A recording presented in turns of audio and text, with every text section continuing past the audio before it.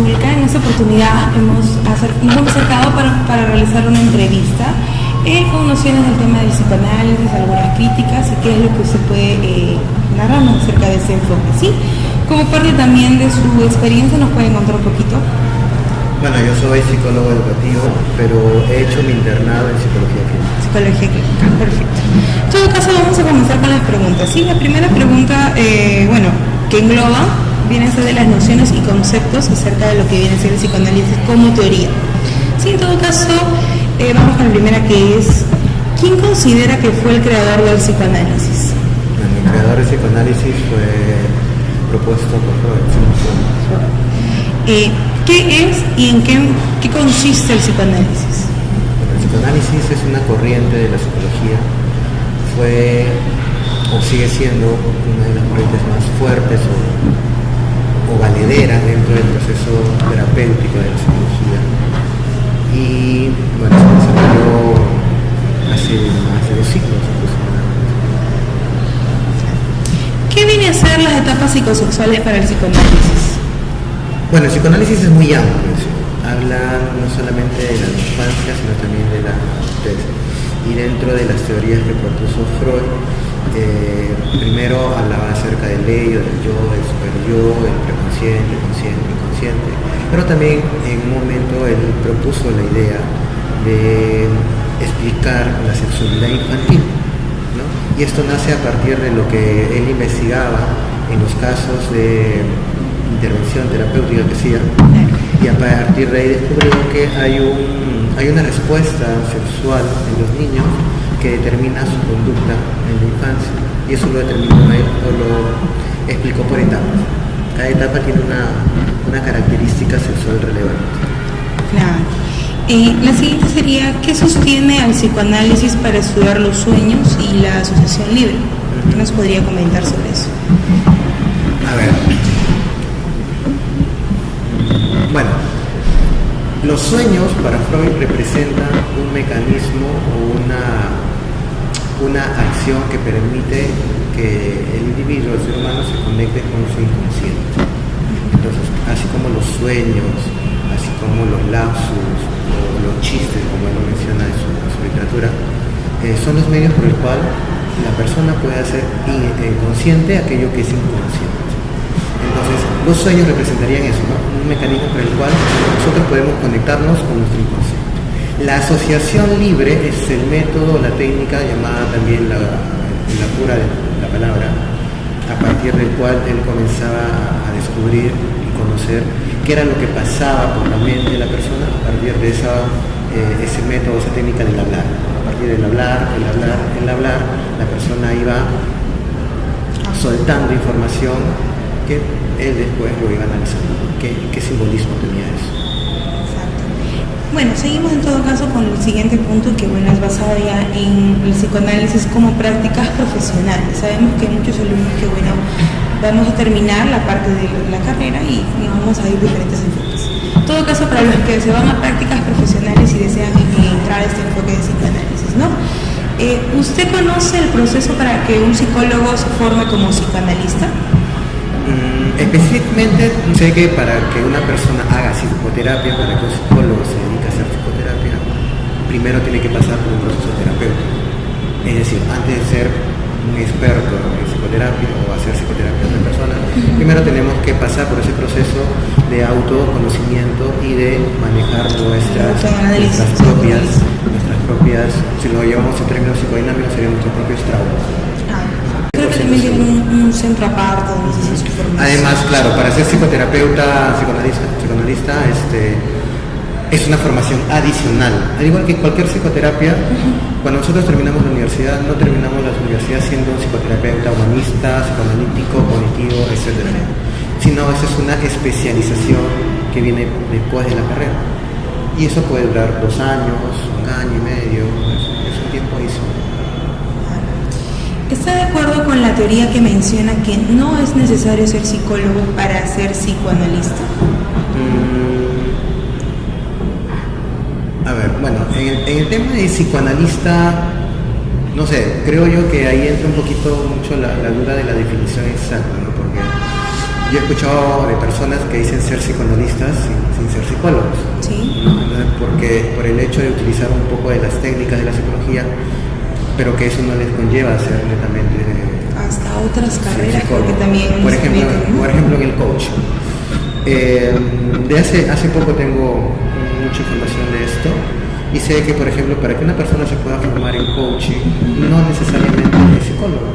Es más, el ser psicólogo es hasta, podría llamarle como un obstáculo para este proceso de formación. Se habla mucho del ser, pero de ese ser que está relacionado con las ideas, los pensamientos, o los deseos, o las emociones, pero no hablan de un ser como lo vemos en la psicología, de un proceso mental, cognitivo, que tiene un desarrollo, una formación a lo largo de la vida. Entonces, tienen un pensamiento totalmente diferente, ¿no? A ver, ¿conoces acerca de la transferencia y la contratransferencia? Sí, son términos que se utilizan dentro del proceso de la entrevista. Entonces, en el psicoanálisis, por ejemplo, la transferencia vendría a ser esa información que, en este caso, el entrevistado o la entrevistada te permite conocer. Me está transfiriendo información. Entonces, ¿por qué es importante la preparación del psicólogo en una situación, por ejemplo, terapéutica? Porque lo que se debe evitar justamente es la contratransferencia. Porque si la transferencia me da información, la contratransferencia lo que hace es obstaculizar esa información. ¿De qué manera? Cuando uno, por ejemplo, tiene un paciente o una persona que está siendo atendida y que tal vez la historia que le está contando o el trama o el proceso o la situación conflictiva que está pasando está relacionado con algo que yo particularmente he vivenciado.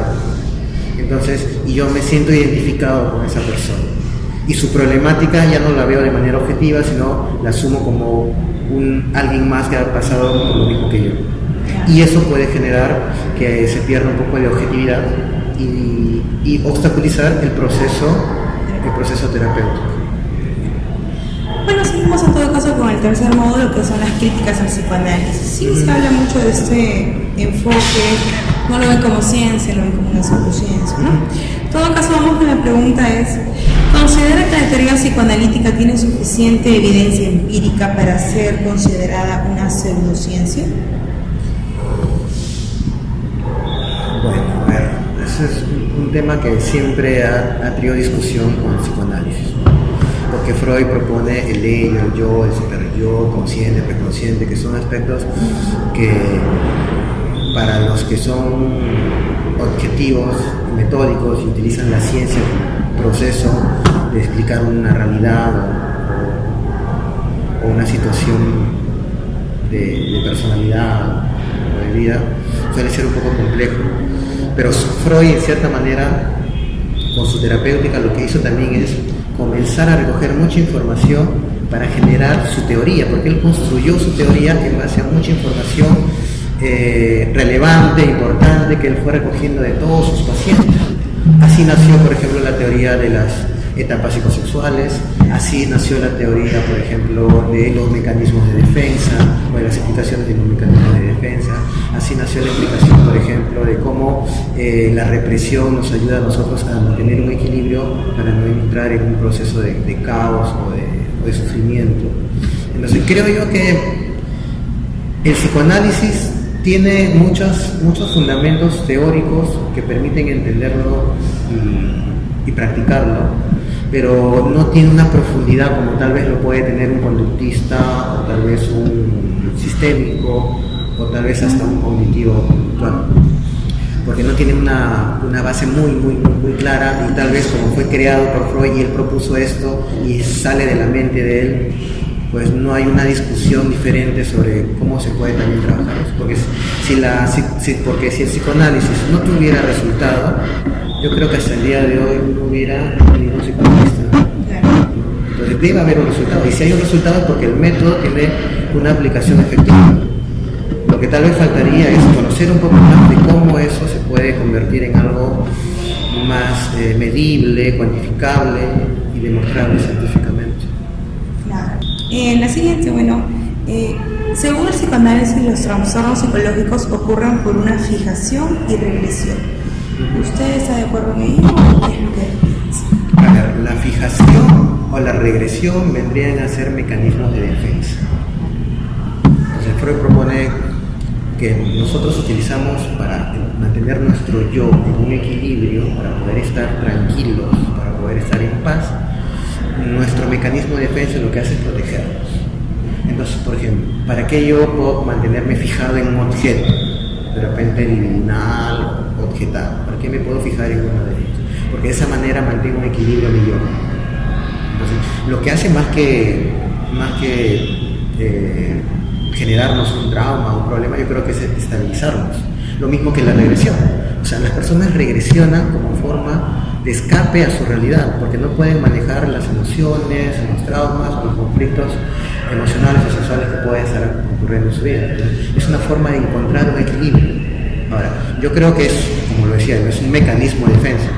Lo que tendríamos que buscar en esa terapéutica es que la persona encuentre algo que sea mucho más viable para que su sufrimiento emocional pueda ser más manejable, ¿no? ¿Cree usted que el psicoanálisis pueda seguir siendo utilizado como un enfoque psicoterapéutico en la actualidad?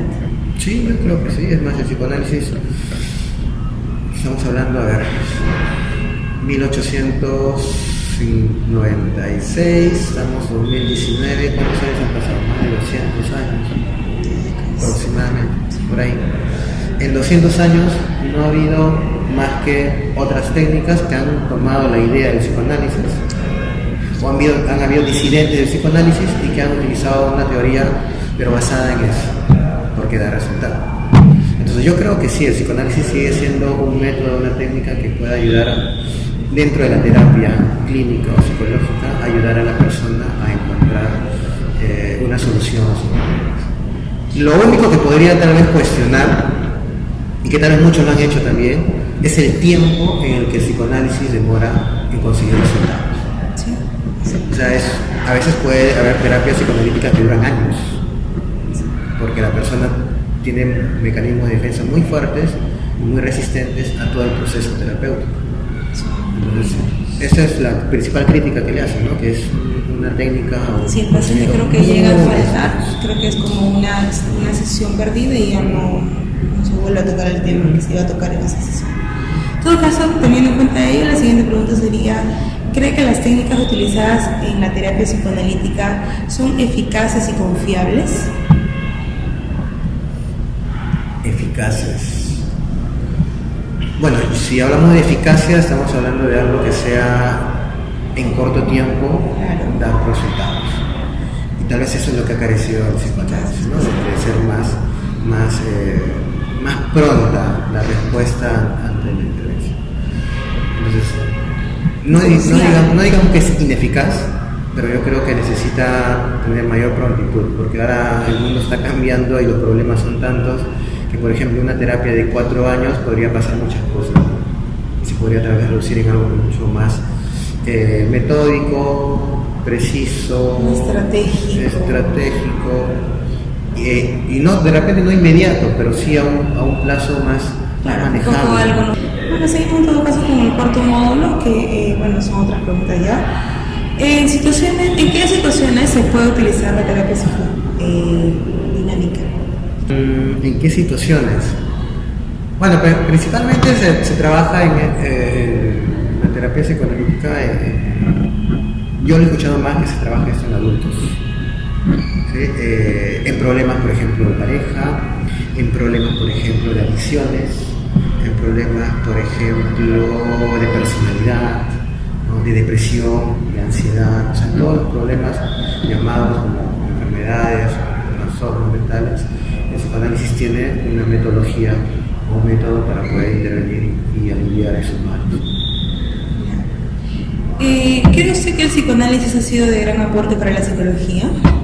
Bueno, yo que enseño historia desde hace varios siglos, debo decir que el psicoanálisis no falta en la historia de la psicología, está presente siempre. Es considerada la segunda fuerza después del conductismo. O sea, es inevitable hablar de psicoanálisis en una formación psicológica. O sea, es importante. Tuvo impacto, mejor dicho, para la psicología. Parte de...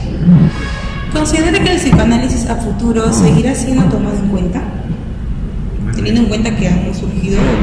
No, van apareciendo nuevas corrientes, como por ejemplo esta última de la psicología positiva. Pero yo creo, me vuelvo a recalcar en lo mismo, ¿no? Si es que has sobrevivido tantos años, es porque algo bueno tiene. Algo bueno tiene. Algo hace en su método que llega a conseguir resultados. Muy bien, entrando un poquito más acerca de usted, ¿a cuál enfoque de teoría psicológica se siente inclinado? Bueno, yo particularmente me siento más identificado con la terapia o con la teoría cognitiva conductual. ¿Y en algún momento se le ha pasado, por ejemplo, ante alguna persona que se le ha acercado, utilizar alguna técnica del psicoanálisis? Bueno, siempre, ¿Le ha servido? Sí, porque prácticamente los términos del psicoanálisis lo utilizamos mucho en nuestro día a día, siendo psicólogos o no. Alguna vez hemos hablado de catarsis, alguna vez hemos hablado de neurosis, alguna vez hemos hablado de líbido, o de repente de hipnosis. Son términos que generalmente uno los tiene dentro del repertorio cotidiano, porque representan parte de lo que uno hace, ¿no? Entonces, yo creo que está siempre presente, ¿no? Claro. Bueno, profesor, en todo caso, ha sido todas las preguntas en esta oportunidad.